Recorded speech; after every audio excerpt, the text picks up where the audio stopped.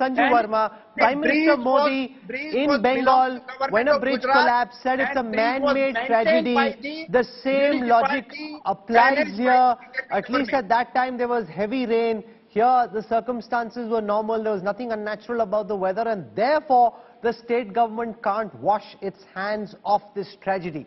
Sanju Verma. You know, I now listen to Mr. Morwadia without interrupting. Please extend me the courtesy, Mr. Morwadia. I'll make a couple of points. Now, Rahul, there's a bit of a confusion. There are certain stakeholders who are privy to the contract who said that a NOC and a fitness certificate was not required.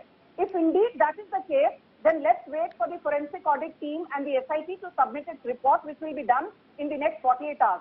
But if indeed a fitness certificate was required, if indeed a NOC was required, as is being claimed by certain other stakeholders privy to the contract, then we need to know as to why, without a NOC, the Nagar Palika allowed the bridge to function for 5 days, because it opened on 26th and the tragedy happened yesterday on 30th, and if heads need to roll, let it be so. Having said all this, Mr. Morwadia needs to know one thing.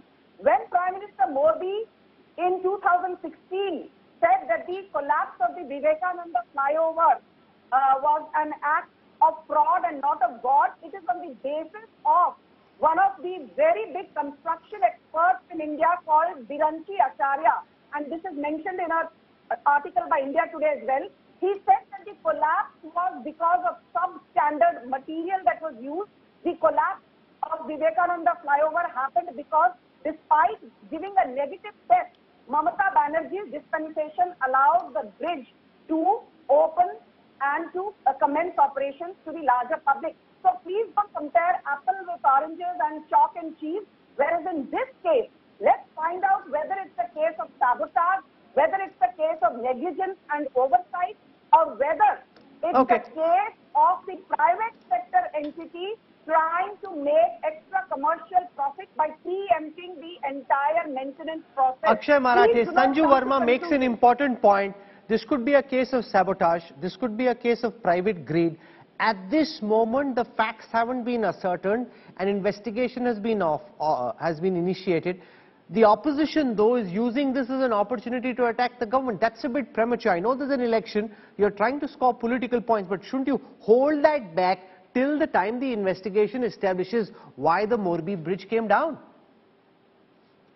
Rahul, whether the contractor is responsible, the municipality is responsible, the chief minister is responsible, or the prime minister is responsible, the fact is that the bridge, which was just renovated 5 days ago, came crashing down because of no fault of anybody but the construction quality, right? Like, there is no debate on this.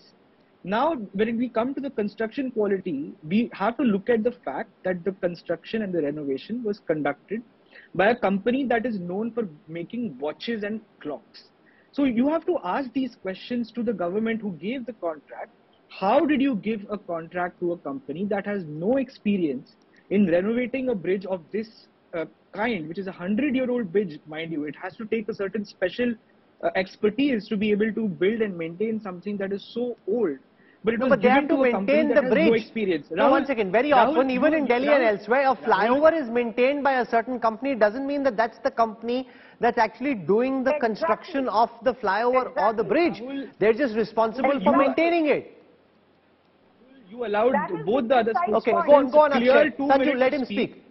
Let me finish my point. Yes. So this is a very valid question to ask. It is not politics. It is a simple question of accountability. The BJP cannot run away from these questions. Point number 2, Rahul, the BJP turns around and says, oh, the bureaucrat is responsible for giving the tender. Oh, the company that made the bridge is responsible. But the fact is that in the Morbi municipality, which the BJP spokesperson was referring to right now, all 42 of the elected councillors belong to the Bharatiya Janata Party. So are we supposed to assume that just because it is not the state government that gave the contract, the BJP has the responsibility? The urban development department in the state of Gujarat is run by the Gujarat Chief Minister Bhupendra Patel. Are we supposed to say that they have no responsibility in this? How can we, believe these kinds of excuses? The BJP has to take responsibility. They have to say that, okay, we made a mistake, something is wrong.